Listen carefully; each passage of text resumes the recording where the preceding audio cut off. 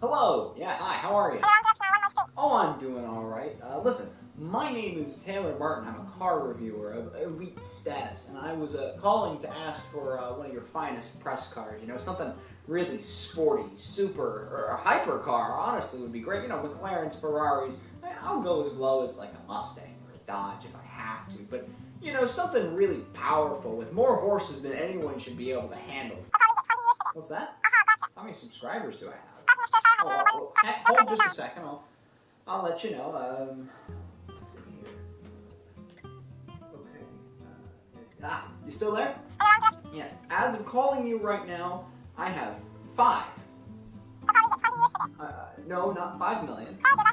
No, not 5 billion. Just 5. Hello? Hello? Another one. Gosh, why won't anybody give me cars? I'm so good at this. I just gotta think. I just gotta get my head on straight. I just need to focus. Wait, no, that's it. I don't need to focus. I need a focus.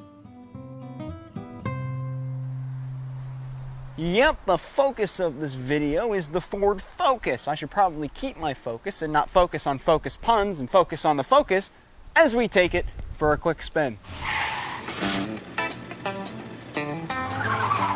The year is 1998. Ford knocked it out of the park in European markets with the Escort, and they want to make something to follow. Thus, the Focus is born. But the interesting part is that this car didn't actually come to the States until the year 2000. And while it was a welcome addition to the Ford lineup, it didn't sell like hotcakes in the same way it sold in Europe. It sold sometimes 2 or 3 times as much across the pond than it did over here. So Ford thought about it and said, okay, let's release a second generation that appeals to both markets a little bit by splitting the car in 2. The European market car stayed pretty much the same. It was a hatch, it was simple, and it was sporty enough, I guess.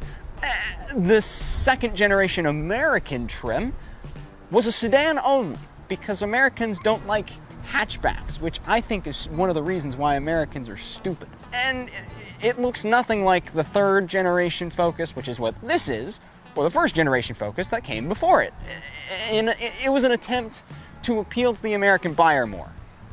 It didn't. So after watching sales dip on the second generation Americanized Ford Focus, they said, you know what, back to basics. We're gonna make a global car again. And they did. That's what this is. It's a car for everybody. The all-new Ford Focus. The all-new Ford Focus.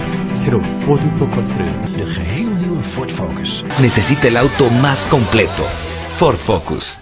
But, unsurprisingly, Europe liked it more than America. And after this trend went on for 20 years, Ford said, you know what? Cancel production. Stop the presses. Hold your horses. The Focus is dead. Except for a secret 4th generation to celebrate their 20th anniversary that was sold only in Europe. Clearly, this is a European catered car that sold in the States and understandably didn't sell as well because it's not built for the American audience. An American wants a Ford truck or a Ford SUV or something big. Europeans want something small, good on gas. That's one of the reasons why this car is immensely popular in Europe and popular enough here.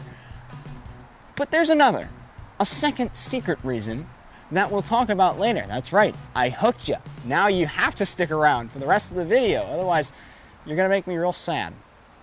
Let's talk about trim levels. Now there's the S, SE, SEL, ST, RS, and Titanium. One of these things is not like the other. The Titanium trim actually falls right in between the SEL and the ST as sort of the ultra luxury package or whatever. This is a Ford Focus SE. It's a step up from the S trim, which is only sold as a sedan, and a step below the SEL, which has some cooler features that we will talk about later. For starters, you get this aggressive fish-looking grille. I mean, I like it. I like the shape that it makes, and I would really like it if there were fog lights here, but of course people who own the SE don't have enough money for fog lights, which is a darn bummer. Oh, no, my hat. Then you have the trunk. or the back end, or the boot, or whatever you want to call it from wherever region you're from. It's got those pointy tail lights. It's pretty nice looking. You'll notice that these are indented. I initially thought this was a dent on the back of the car. It's not. Don't worry. They're just very smooth and very sleek looking indents. And you've also got a cool little spoiler. It's pretty nice. Brake light on the top. Pretty nice. And the tiniest little rear windshield wiper I've ever seen. Oh my goodness, look at how small it is. Now, that about covers it for the visual aesthetics of this car. You're not buying a looker, you're buying a driver and a stuff taker. So in the back, you've got a trunk. It's big enough. I mean, whoop. Hello, you can store a body or two in here. The seats do fold down, but they do not fold down flat. They fold down nearly flat. Still, pretty good trunk size. You can curl up into the fetal position and think about your life. So you can have a pretty big boot for lugging boxes and stuff, which is, well, that's good. That's a very good thing, especially in a car of its size. Something that most small cars struggle with is carrying more than 2 people. So, to the back seats. I'd like to preface that this isn't my car, nor is it some loaner that I got from a car shop. This is my roommate's car, so please excuse the trash, dirty laundry, and full-sized gorilla suit that you will find in here. I would also like to say that this is the driving position I use. And I fit really well in here. The seat is pretty skinny, which leaves room in the back, which is a theme of this car. There's a lot of room in here. You're joining me now in the cockpit of this car, which is great. It's roomy, it's airy. For a car of its size, it's big. The headroom is very impressive. And, well, it's got some goodies in it. You aren't getting a lot. You still have manual seats that now I have to completely readjust since this also doesn't have seat memory. You also have to do this to raise yourself up and this to lower yourself, which is, you know, a bit of a workout. It's got some I'm swole. It's also pretty basic in terms of what you get comfort-wise, comfort features. The air conditioning, you got 4 speeds, not dual climate. You got a minimum maximum AC thing here. You can either go to your head or your feet, or the front or rear defrosters. That's it. If you want the biggest jump scare of your life, turn on the car, all right, with the AC at 0. Make sure the front defroster is set to on, but no air is coming out because, you know, you have the AC set to 0 and crank it up to 4. Holy shit, that's loud! Your lights are right here, which is kind of nice rather than on this handle, which is reserved solely for the blinkers. You also get a small, itty-bitty little screen right here. It's 4 inches. If you have the SEL trim of this car, that bumps up to 8, and if I'm not mistaken, it's a touch screen. But it does have a couple of goodies in it. For instance, you can have Bluetooth audio in this car, which is something all modern cars have to have, granted, but nobody ever really uses because Bluetooth audio stinks. And if you're one of those people who agrees with me, your USB is right here. Very accessible. You've got a 12-volt right here. This also has a rear view camera as standard, not an option, which is, well, good for safety. Hey guys, welcome to my vlog. Today I'm going to show you one more feature of the inside of the car because I had to go into handheld mode to do it. Here's the deal. The door's open right now. You can hear the outside world and all of its beauty and the cars passing by, and I'm going to just go ahead and close the door and silence. I can hear my own thoughts and whispers. It's really, really quiet in here, and I quite like it. Now I should probably talk about the engine, since after all this is a car, and what's a car without its engine? This one has a 2.0 liter 4-cylinder that produces 160 horsepower, pretty standard engine, or you can get a 1 liter 3-cylinder with a turbocharger, so you can be turbocharged, that'll get you 123, that's right. Both of them are really good on gas, which is this car's selling point. But what good is this engine doing in the parking lot? We gotta take this thing for a drive. Right, the first thing I noticed when I sat down in here and started driving was how incredible the visibility is in this thing. You are in a bubble, a massive bubble of just air and window. And then you got those truck mirrors, and by truck mirrors, I mean mirrors that are inspired by trucks, where they have the little mirror in the mirror that gives you more visibility, which is incredible. Like, I can see everything from right here in this seat. It is awesome. Another thing about the seat, it's quite comfortable.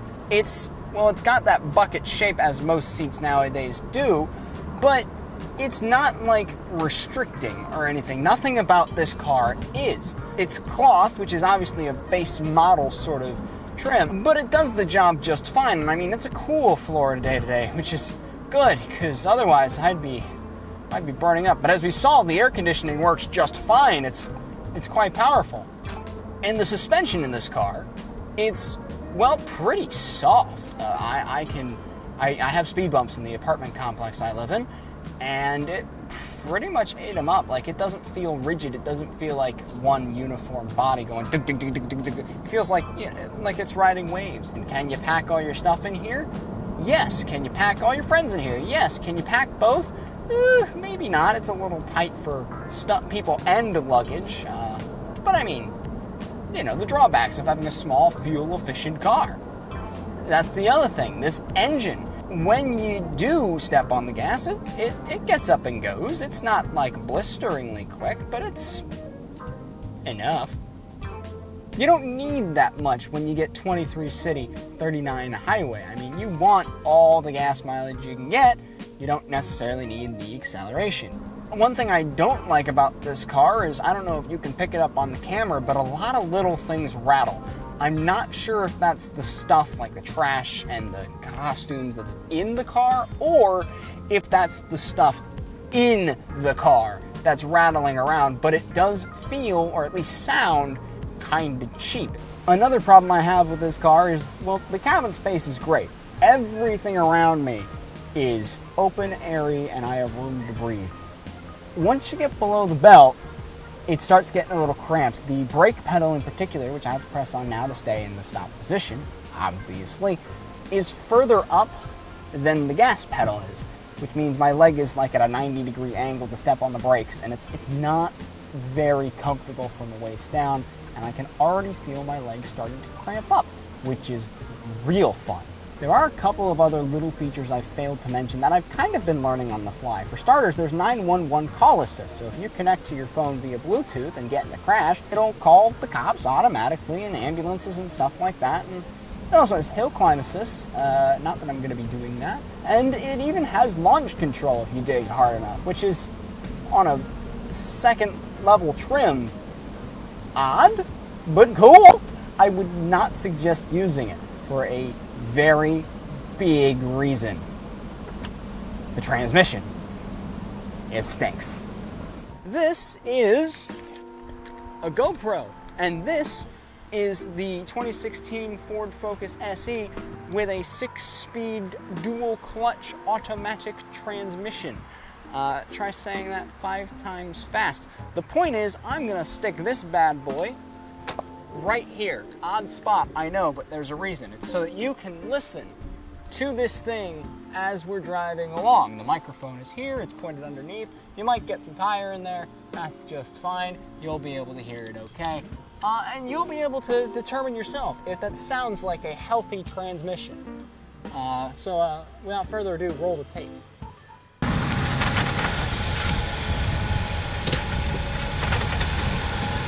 As you can tell, that did not sound healthy. It's not healthy, actually. The 6-speed automatic dual-clutch transmission on this car was introduced for the 3rd generation, which is what this is, to save gas and also be an automatic because, market stuff and selling to Americans. And it does save gas, but it came out the factory with a stuttering problem. Not a speech impediment. It would shudder and shake on low acceleration, and that made stoplights kind of unbearable. People would go to their mechanics and go to Ford and say, hey, can I fix this? Can we get this fixed? And Ford would say, you know, it's not really doing anything to the car. It's kind of just annoying. I mean, you can get it fixed for like a month. But they never really addressed the problem in full, so it still prevails today. You could tell this car's focus was not on the American market. It was on the European market, because Europeans buy manuals. If this car was selling like hotcakes here in the States, you can bet your bottom dollar Ford would have recalled every single one of these things, and they would fix that automatic transmission, because we Americans love automatic transmissions. Europeans don't. I've had the pleasure of driving a, was it like 2014 Ford Focus S base model in a stick. It was great. It was a hoot. It was easy to shift, and I'm not very good at driving a stick. It was fun. It was peppy, kind of like this car is when you actually get it up to speed and it's not shaking. At the end of the day, if you really want one of these, which I would suggest, they're good. They're comfy on the inside, spacious on the inside, nice to drive, fun to handle, easy suspension, nice ride. All that is wonderful, but if you're going to get a Ford Focus 3rd generation, do yourself a favor. Get it with a stick.